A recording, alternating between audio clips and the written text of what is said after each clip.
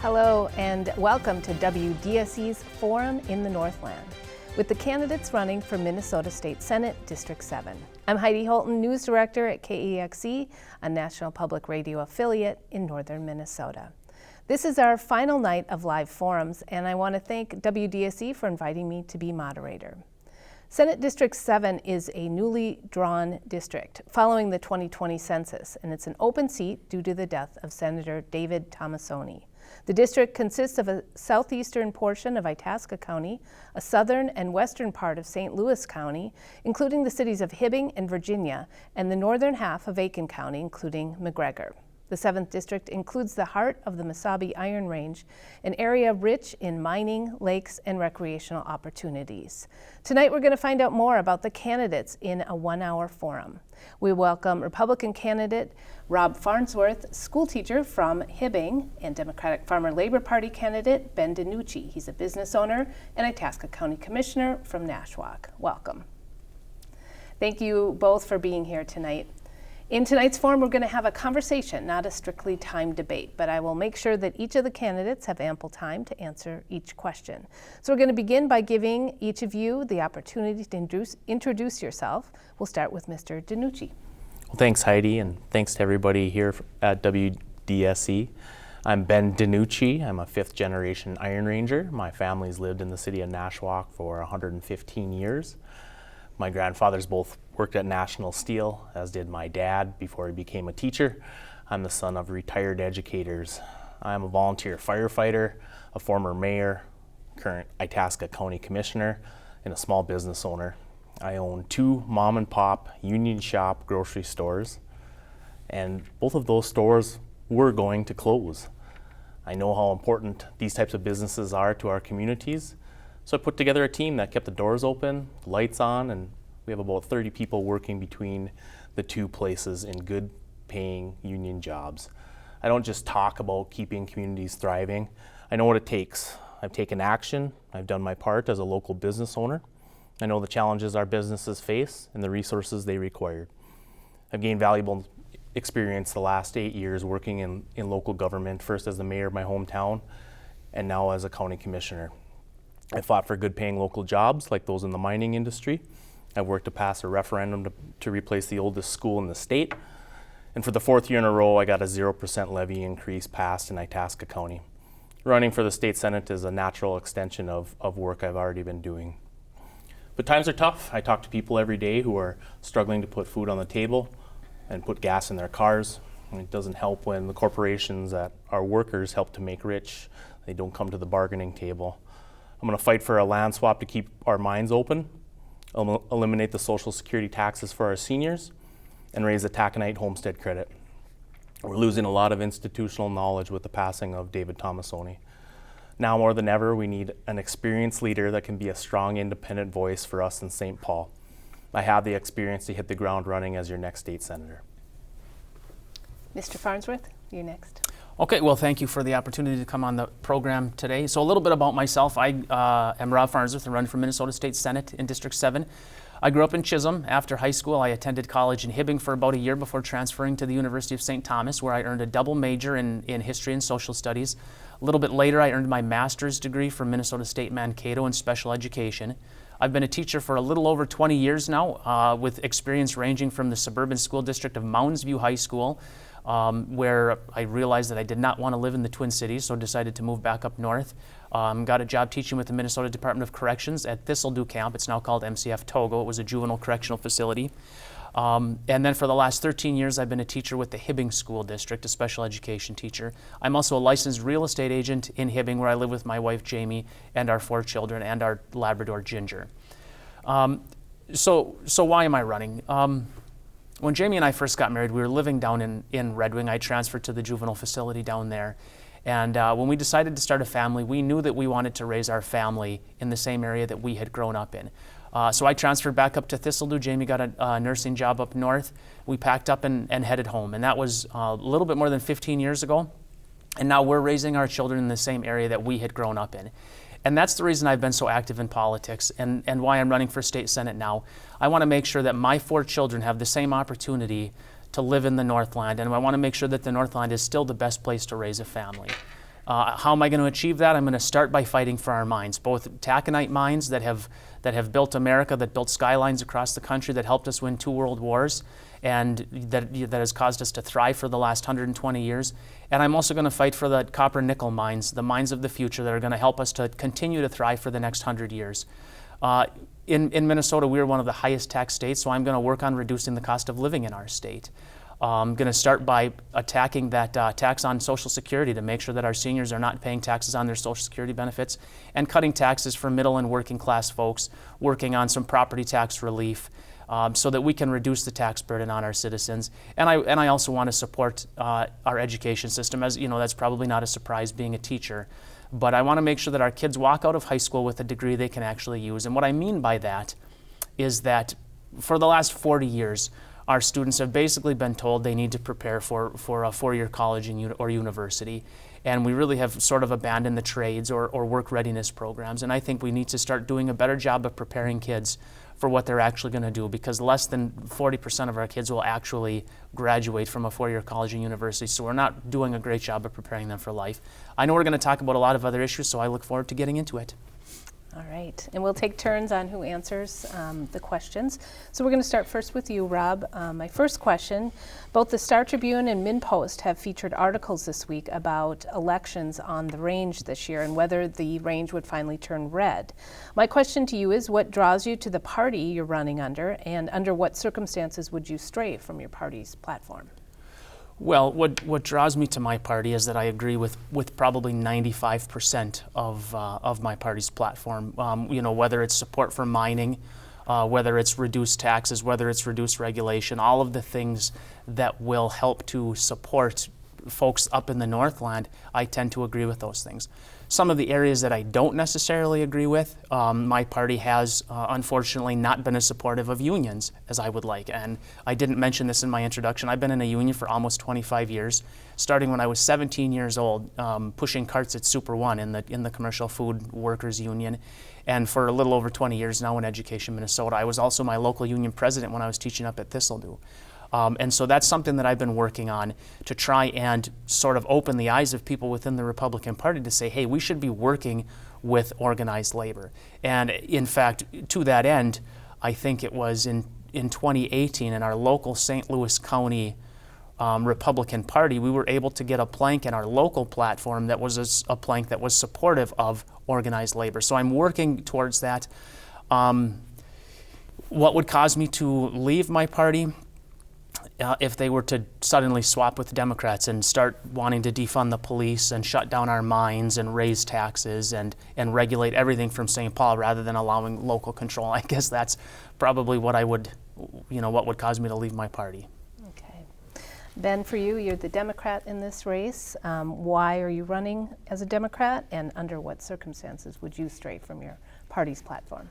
I'm running as a Democrat because I want to support working people. I'm proud to have the endorsements of, I think, 22 different labor unions. I come from a union household myself, and I would not have the good life I'm living today, the ability to further my education if it weren't for the good paying jobs that my parents had as union educators. I'm proud to own a couple of union grocery stores, like I said, and good paying union jobs keep our communities vibrant and really make them go.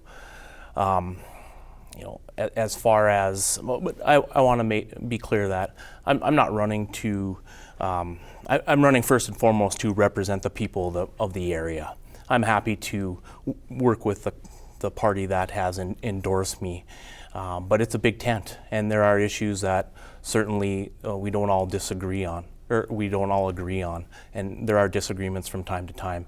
I'm a pro-mining candidate. I have the support of the United Steelworkers. I've been a champion for PolyMet, and I support the Twin Metals project as well. I'm proud to say that I have the support of my local chief of police. I feel that we need to fund law enforcement. I'm a first responder. I see the good work they do each time I put on my volunteer firefighter uniform and am on scene working with them in that capacity. We need to support our local law enforcement, and so there are things that I do not disagree with, or that I do not agree with, and certainly I've had the experience working in a nonpartisan office as a county commissioner to work with everybody, and I've been able to build coalitions. So I think I have the ability to reach across the aisle and certainly work with Republicans in the state legislature. We'll move on to the next question, and Ben, you get this one first. The Associated Press reported today that ACT college admission tests this year hit their lowest point in more than 30 years, evidence of the learning disruption of the global pandemic. How will you support education as the next senator for District 7? I believe that a zip code shouldn't determine the quality of education, and I want to put our students first. You know, with the surplus, we have a once-in-a-generation opportunity to fund education. We need to be able to support our teachers and make sure that we are giving our learners all of the learning opportunities that they so rightfully deserve. We need to lower the teacher-student ratio in our classrooms and be able to provide mental health resources and more counselors. We have some of the oldest schools in the state in northern Minnesota in the district. So investing in the infrastructure of our classrooms is also very important. We know that outcomes are greater when learning is taught in modern facilities. We can do all of this without raising property taxes. Rob, for you, in terms of how you would support education as the next senator for this district? Yeah, so we have seen, particularly since the shutdown, that student performance has decreased dramatically. I was, as I said, I've been a special ed teacher in the Hibbing School District, and I actually have been, for the last 10 years, the special education evaluator, which means that I test kids to determine if they qualify for special education services. And anecdotally, of course, this isn't based on any hard data that I've received, but anecdotally, I can tell the difference in the kids that I tested in 2019 to the kids that I tested, in 2020, 2021, last year. And so I think the important thing that we have to keep in mind is the number one indicator of student success. We can talk about, classroom size, we can talk about modern buildings or technology. The number one indicator, according to all research, of student success is attendance. I know, huge surprise, the kids actually shows up to school and they do well. So we need to work to make sure that kids are actually in school. And of course the government shutdown and all of that didn't help, but we have to have kids in school.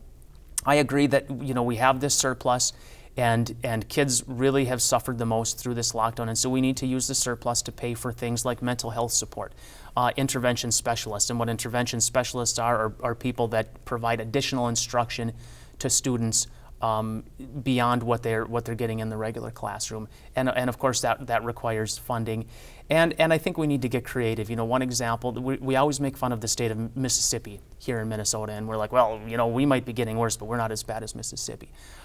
Their test scores for students of color have actually surpassed those of students in Minnesota, and I think we could look at, okay, what are they doing to improve their test scores? And one of the things that they're doing is if students aren't meeting certain proficiency by third grade, there's mandatory re-enrollment in third grade. And I'm not suggesting that we definitely should do it, but I think everything should be on the table for our kids. Every possible solution should be on the table to help them, make up the, increase their gains and make up for their losses. Well, let's move on. We've already mentioned it, and I think it'll be a big part of our conversation throughout the night, is mining. So I'm curious, Rob, for you first, what's the future look like for mining on the Iron Range? Oh, I think the future of mining on the Iron Range is extremely bright. We have from the possibility of twin metals when a Republican is elected president again and they can get their leases back, or when their lawsuit gets their leases back, from twin metals to polymet, down to Tamarack. I was just down at the Talon Metals presentation yesterday. They're looking at the possibility of creating 300 jobs and then hundreds more spin-off jobs. Those are all jobs that are going to bring money and bring people and bring income to our area. We also have, I mean, we still have 100 years of taconite mining, between the ore that's locked up over with the Mesabi Metallics lawsuit, that should be, we have to, for one thing, we have to stop trusting these bad actors who aren't paying their bills, bankrupting our contractors, and get that land to a company that's going to put it to profitable use. But once we're able to do that, then we can also focus on some more value-added products like a DRI plant. But I think, we have a lot of challenges. For instance, the regulatory burden. So Cleveland Cliffs wanted to open a DRI plant here in Minnesota over, I think it was at the SR site in Nashwauk. And it's up and running now. And according to them, they would still be in permitting in Minnesota. So they were able to build it in Ohio in less time than they would have even got the permits in Minnesota. And they're doing it, just as cleanly as we would, but they have a much faster process. So I think the future of mining is bright, but we need to get the government out of the way. What's a DRI plant? What does that mean? A direct, I can't remember exactly, it's a different type of pellet that they can use in an electric arc furnace rather than the old, Ben, help me out here, what are those old furnaces here? I know my opponent didn't ask me for help. Blast furnace, that's the word, I'm drawing a blank here. So it's more environmentally friendly, and that's just the direction that it's going. I mean, we really should have those electric arc furnaces right here on the range. We should have 10 years ago, because it was 10, 15, 20 years ago. My dad, who worked at Minorca Mine, was talking about these amazing new electric arc furnaces. So we're a little bit behind the times. So Ben, for you, what do you think the future looks like for mining? Yeah, I think mining has a bright future. The industry is strong at the moment, and I think that we have a tremendous amount of reserve out there. We have 1 billion tons of reserve ore out there. There's 90 to 100 more years of mining to be done on the Iron Range. It was great to see that the U.S. Steel expansion at Keetac was announced. That will really help that plant with stability during downturns in the cycle. And we also have the beleaguered Mesabi Metallics project, which is fully permitted to steel making, which is a huge advantage for the area. It's certainly time for a reliable operator to step into that role, but having those permits in place allows us to be able to make steel here on the Iron Range, which is a game changer for us. And I agree that when it comes to precious metals and polymet and twin metals, we want those projects to follow the process. But when the process takes 20 years, it stops being a process. We need legislation that streamlines that permitting process. The benefit to our local areas, our communities, our local governments, the spin-off jobs that are created are just tremendous. And I would like to say that I was pleased to see that the Biden administration put millions of dollars towards research and development of the Talon Metals project. That is an exciting aspect to the bright future of mining. We had a listener who wanted a question asked of you, and we'll start with you, Ben. What are your position on water conservation, water quality, protection, and water, wildlife, and rice management? The mining and water issues are intimately intertwined, but she thinks that discussions often emphasize the importance of mining as if it supersedes the essential human requirement of clean water. Well, we have the cleanest water in the state here on the Iron Range, and we've been mining for 140 years. Just because you're pro-mining doesn't make you anti-environment. And I don't believe we have any irresponsible mining going on here in northern Minnesota. So I believe that we have followed the rules, the regulations. For me personally, I push for those regulations to be common sense based, especially when it comes to the wild rice sulfate standard. That's a standard that was put together on very old science. And I think, knowing the need to expand mining, we need to have common sense regulation. The water that is discharged at Keetac is technically cleaner than what you can go to the gas station and buy in a bottle of Aquafina. We have to make sure that our regulations are protecting us, but at the same time, they're reasonable from that aspect. So I guess with regards to the question, I think that the mining industry is following the laws that are out there.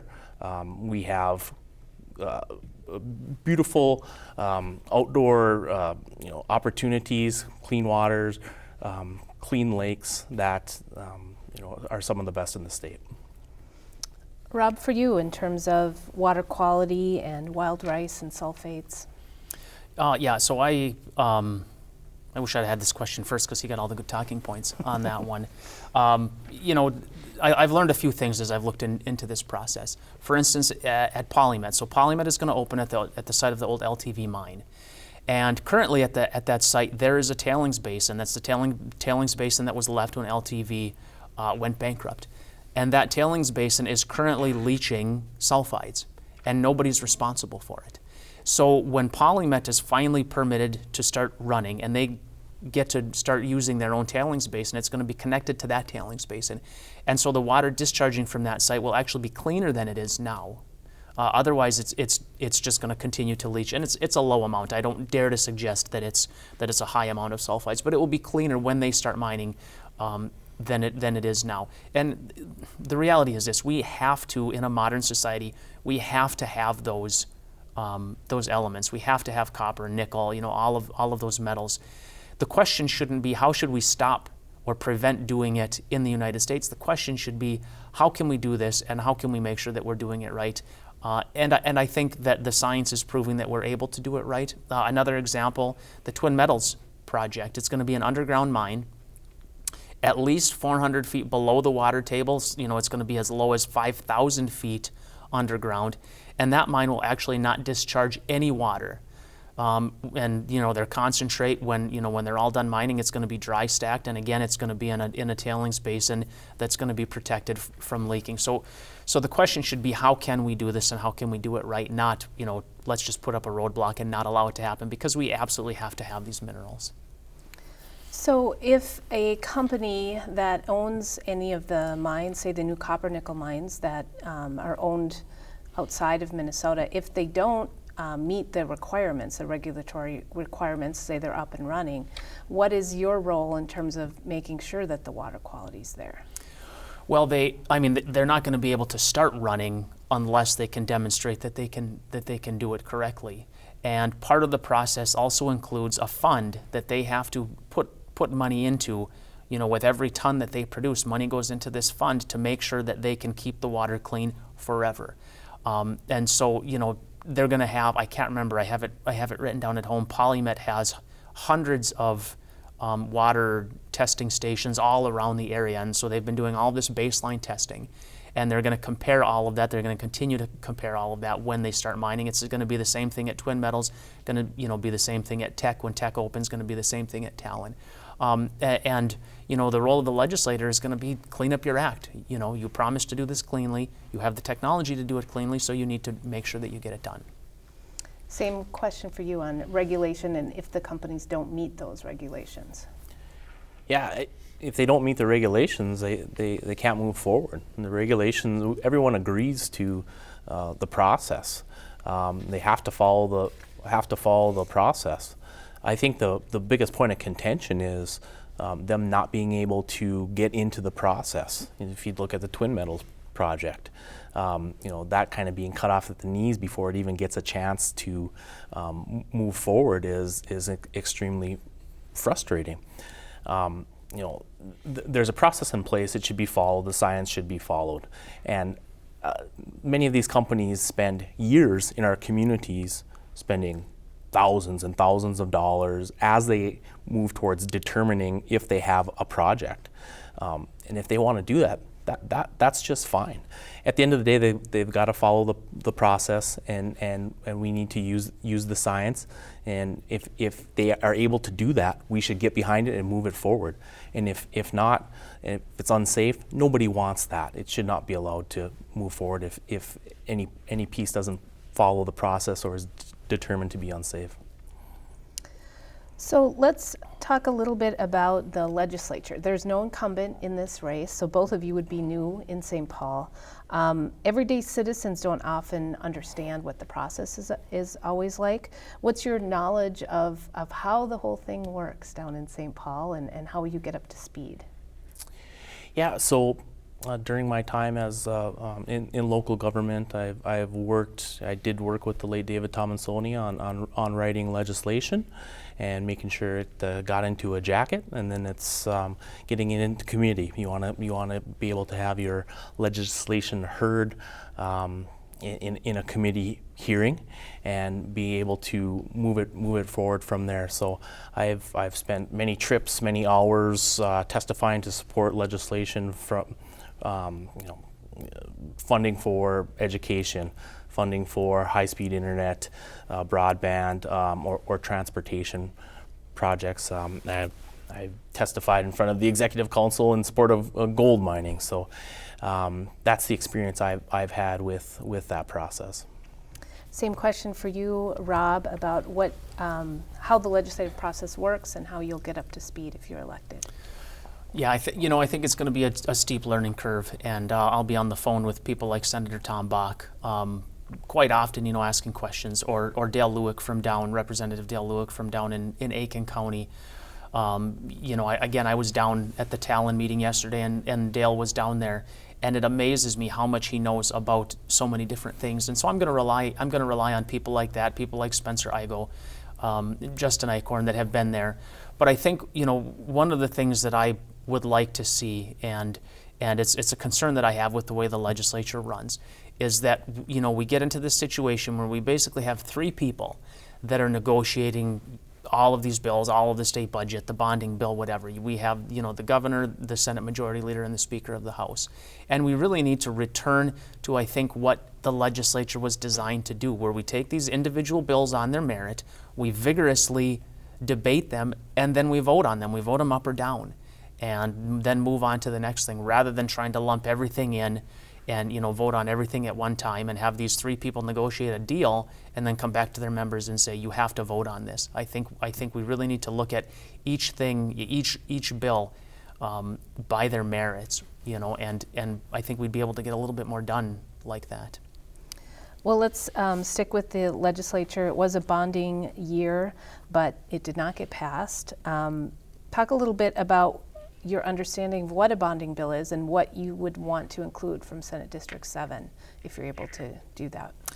Well, of course, the bonding bill, constitutionally, the state is not allowed to, like the federal government just borrows money willy-nilly to spend it on whatever the heck they want to spend it on. The state isn't allowed to do that. They're allowed to have bonding money for capital projects, and so, of course, I understand that those are things that are paid for by generations, because they're things that are used by generations.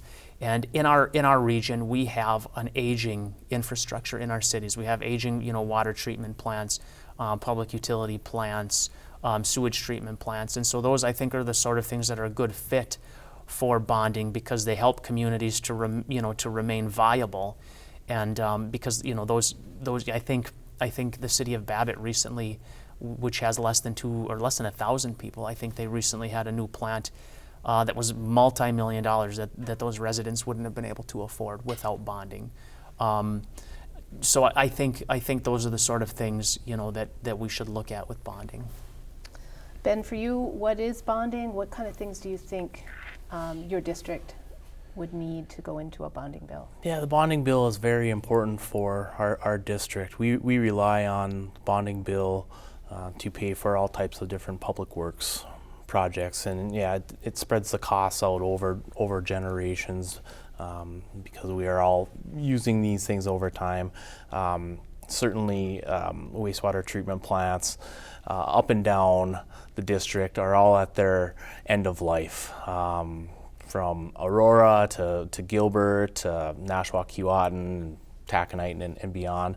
I was able to put together a joint powers that brought together the cities of Nashwauk and Keewatin, and hopefully Swan Lake and Lone Pine Township on a joint wastewater treatment project, and we were able to get bonding funds for that very important project. I would add to the list fire halls. You know, we have a number of aged fire halls that were designed to be used by horse-drawn water tankers and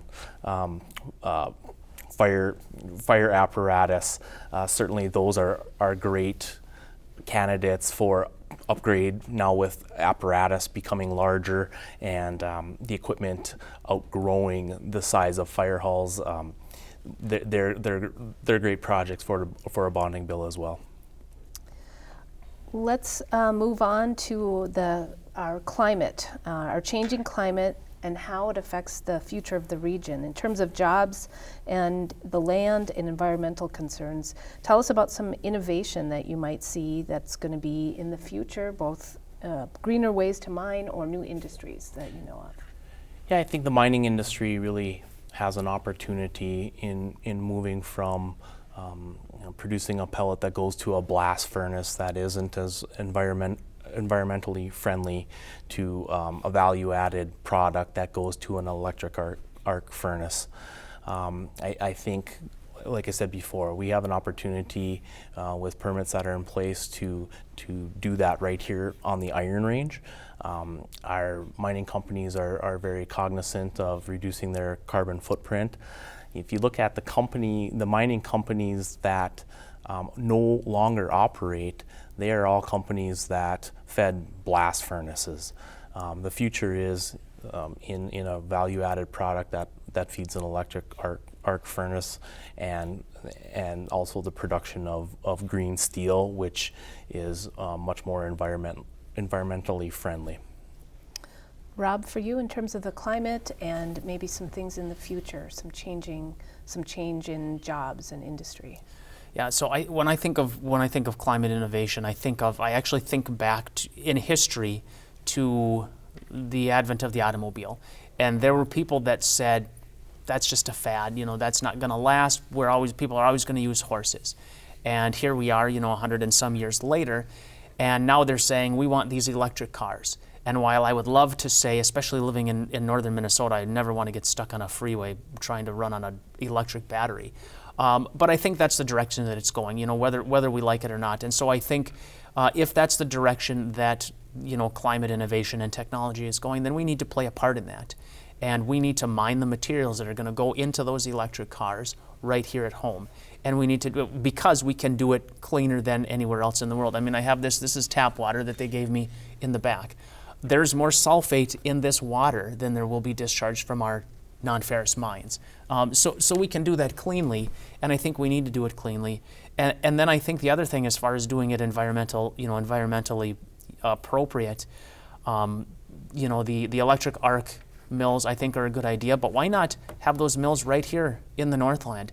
Because what we have now is we're digging it out of the ground and we're turning it into pellets, which is using an enormous amount of energy, and then we're putting it on trains and sending it to Pittsburgh or sending it to Ohio, and then they're putting it in their mills. Well, why don't we send it 1,000 feet down the road from the Mintac mine to an electric arc furnace outside of the city of Virginia or something, and create those jobs there so that we're not using all of that energy to transport it so far. We make the steel right here, and then we send it on to Detroit to make cars, or send it to Texas now, where they're going to be making the Teslas or whatever. I think that's a way that we can play a part. I mean, historically, the Iron Range has played one of the biggest parts in the history of our nation. I mean, we're responsible for providing the steel that built the skylines of America. We provided the steel that built the boats and the tanks and everything that won 2 world wars. And I think we can be responsible for providing the materials for a modern economy, whether it's way up in Hoyt Lakes at Polymet or down to Tamarack. We can do that. We'll move on to elections. One of the most contentious races in our state right now is the Secretary of State race between Secretary Simon and Kim Crockett. They have differing ideas on past elections and how elections should be run in the future. So you're a candidate for office. You have to rely on that system that may or may not elect you to office. What is your take on the current state of the Minnesota election system?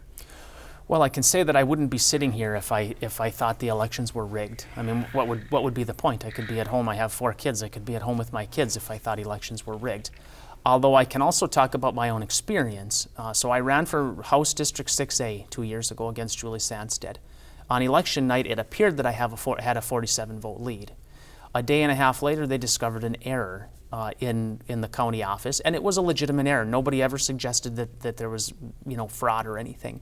They had accidentally double entered one of the Hibbing precincts that I won, and so then that flipped the vote so that so it was hundreds of votes that were misreported.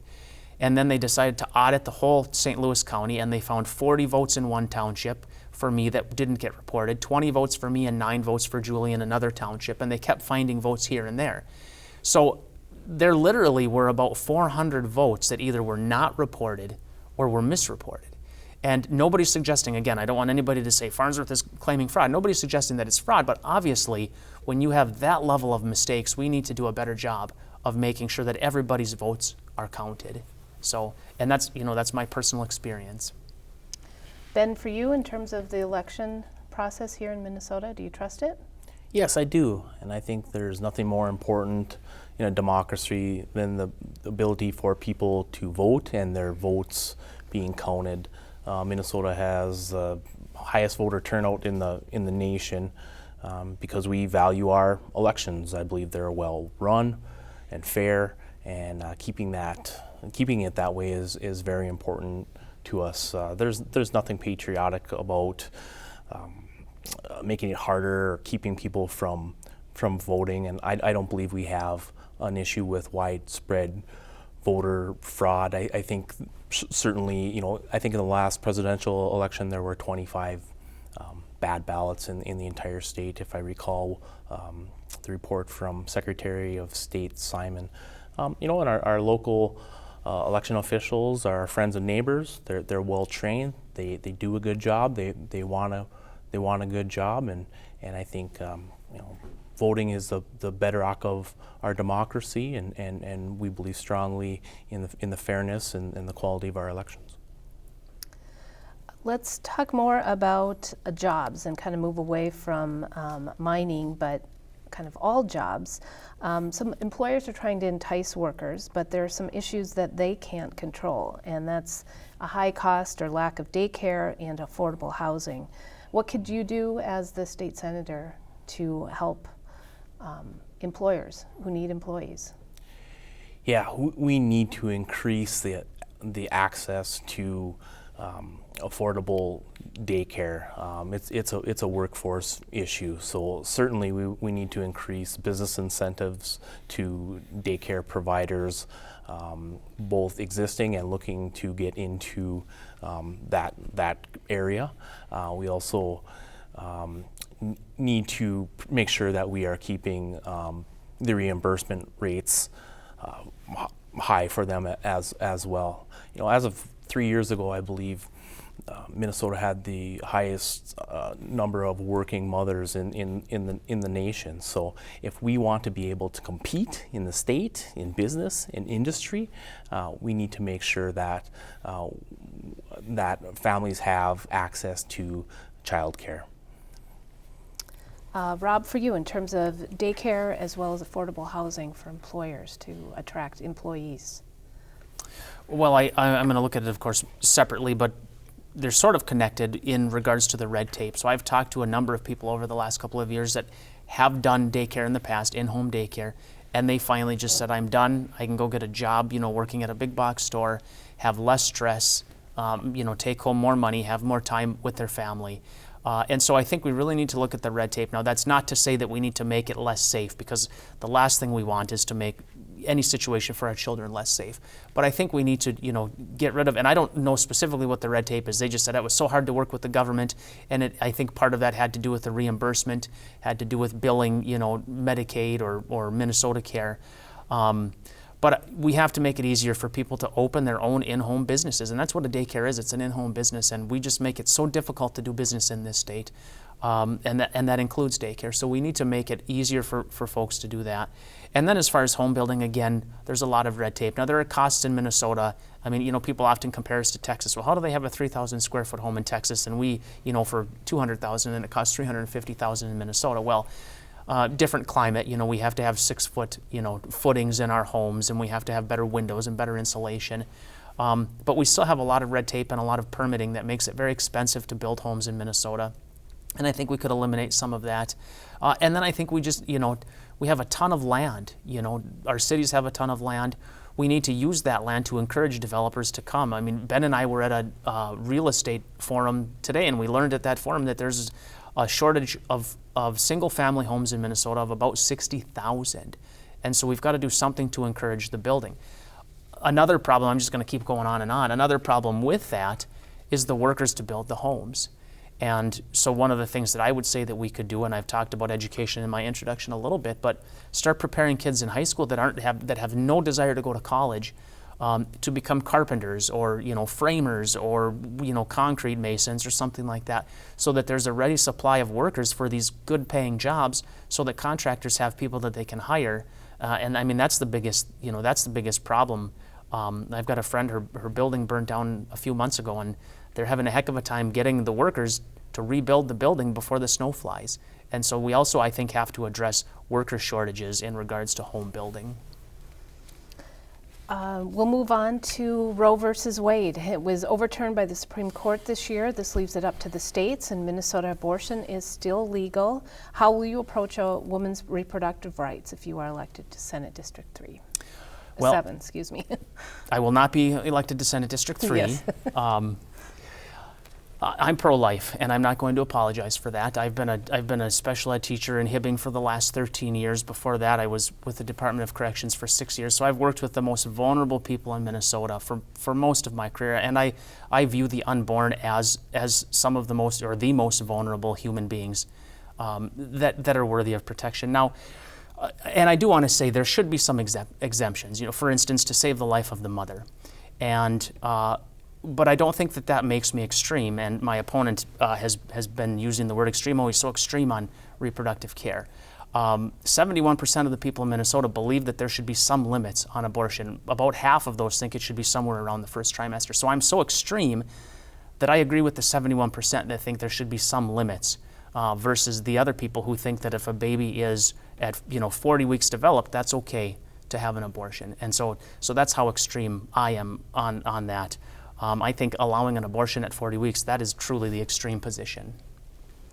Ben, same question for you, how you will approach a woman's reproductive rights if you're elected. Yeah, I'm the pro-choice candidate in this election. I believe women's reproductive health care decisions should be made by women. And I think, really what's at stake in this election is that freedom going away, the freedom for people to make their own private health care decisions. So I don't want to legislate women's bodies. I don't want to make those decisions for them, as my opponent has stated. He has a different position on this, but I would support women's rights in this area and the freedom of choice on this issue. We'll move on to outdoor recreation. What do you think the role of it is in terms of the economy of your district? But also there's some debate over people who want silent sports, people who want ATVs. How do you look at that issue? It plays a very important role. Our local economies really benefit from outdoor activities, and, our snowmobile trails, our ATV trails, lakes and parks and campground. I know, being a business owner, that in the summertime, I don't know the people that are coming into my store, where I grew up in that town, and I know everybody. So I know for a fact it plays a huge impact on our local economy. And nowadays everybody has a side-by-side or a four-wheeler. It's a quality of life issue for us here. We like to work hard and play hard, but the economic impact to this area is substantial. As far as silent sports, I think there's room for trails and for all modalities. Take a look at the Redhead and Tioga. Those have been some of the most successful mountain bike areas anywhere, and I've worked to to be able to get planning funds for a proposed 7-mile bike trail in my hometown of Nashwauk. So certainly those are becoming more popular. They are very popular. They have a place, and they should continue to receive support and be developed. Rob, same question for you about outdoor recreation and its economic impact. Yeah, I mean, I agree with that. You know, we have mining is the backbone of our economy, and so I look at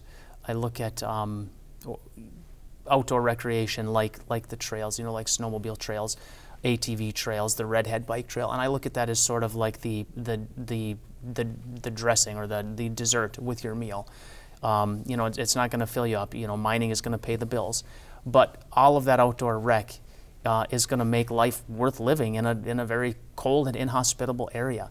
And what we're finding with the Redhead, particularly, and I don't know if you're familiar with the Redhead, it's the world-class mountain bike trail in Chisholm. And so they took this old mining pit that people down in the Twin Cities would say, "Look, you ruined your land." And we're like, "What are you talking about? It's amazing." And they turned it into this really great world-class mountain bike trail. And I mean, it's bringing in tens of thousands of tourists every year that are bringing, you know, spending money in our communities, and it's also there to use. You know, I go running there every once in a while, and so it provides a quality of life that other areas don't have. It provides some economic stability, but it certainly isn't going to replace mining in our region. We will move on. So one of the things is there are jobs available, but not always people to take those jobs right now. And I know communities are trying to entice people to move here for those jobs. Is your district, is it welcoming to new people coming in? Both of you grew up there and have decided to stay there, but are new people welcome? I think new people are welcome, and as I said earlier, I'm also a licensed real estate agent. And so in the last couple of years, I've had a number of people from the Twin Cities or from southern Minnesota that, you know, particularly retired people that have said, "We want to find a house. Housing is cheaper, it's safer, you have good health care." And then when I follow up with them after they've purchased their house and after they've moved in, they're like, "It's great, people are so nice, people are so kind." And so I think that we are welcoming, but I think we have to address, we've talked a little bit about housing, we have a lack of housing. So, I mean, I think we could have thousands of people that would want to move to the Northland, you know, from the Arrowhead all the way over, you know, we'll go as far as, you know, Bemidji. If we had the housing, people who work from home would love to come up here, enjoy our outdoor activities, enjoy a safer, quieter way of life. But we have to encourage that sort of building so that people can come here. And I, you know, like I say, I've had a few people that work from home that moved up here. They're just like, "Do we have fast internet? Okay, great. We're going to come here. We can buy an affordable house, and that adds to our economy." Ben, same question for you. Is your district welcoming to new people that we may need to fill the jobs? Yeah, absolutely. The district is welcoming to new people that want to come here and enjoy the fantastic quality of life we enjoy. You know, and we do need people to move here and live here and be employed here. We certainly have a shortage of workers, and you know, in order to be able to attract them, we do need to continue to make the investment in broadband, in high-speed internet. That's a major factor when people are determining which house they're going to buy, if they're able to telecommute, you know, if they can relocate here. That's something we need to continue to invest in, and along with that, education.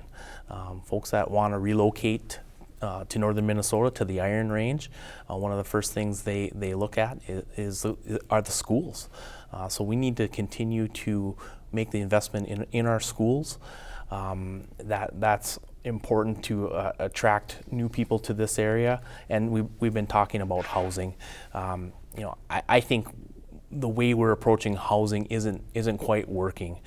We need to scale up the amount of available parcels that we can propose to a developer. We're really struggling to build houses on individual parcels, or even housing developments that have 10 or 12 parcels that are ready to go. I think there's a way to scale up and attract a developer that we can build out 100 or 150 new homes to improve our housing stock. So all of these things are what we need to work on to continue to attract new people to the district.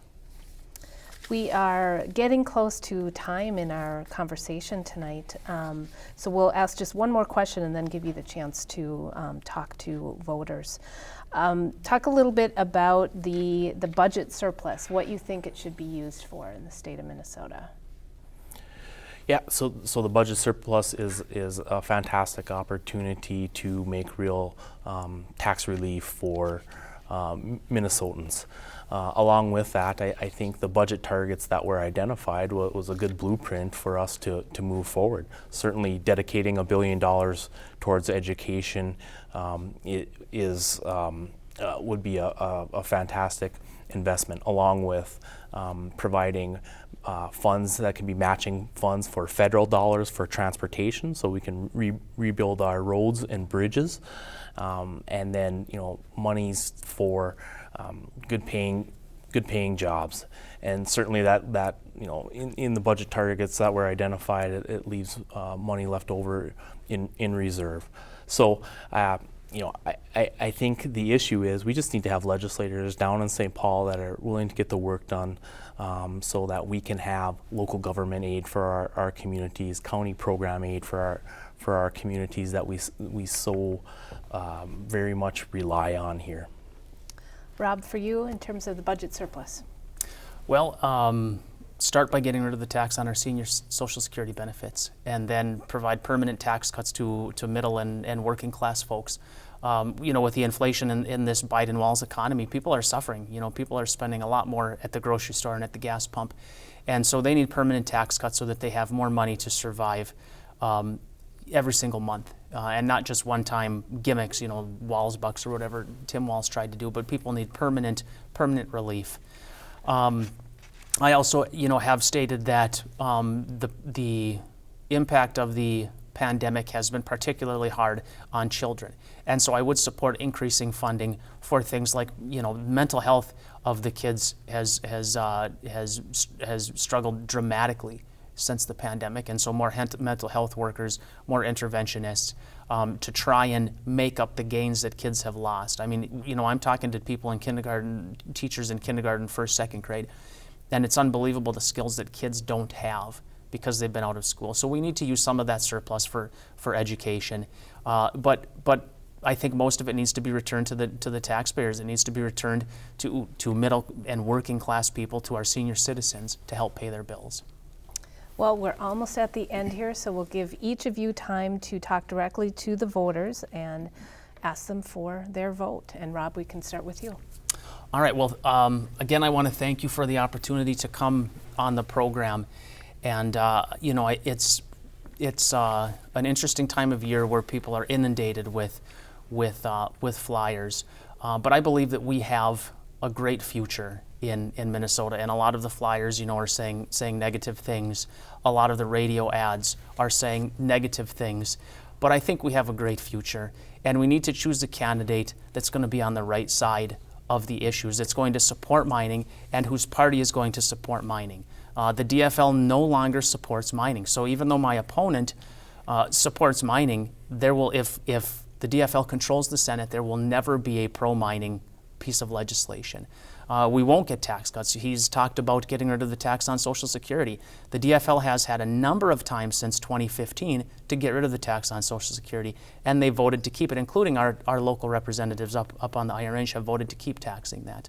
But they have found time to defund the police, and they didn't have time to help our senior citizens with the Social Security tax, but they had time to discuss changing the Minnesota state flag. And I think the priorities are misguided.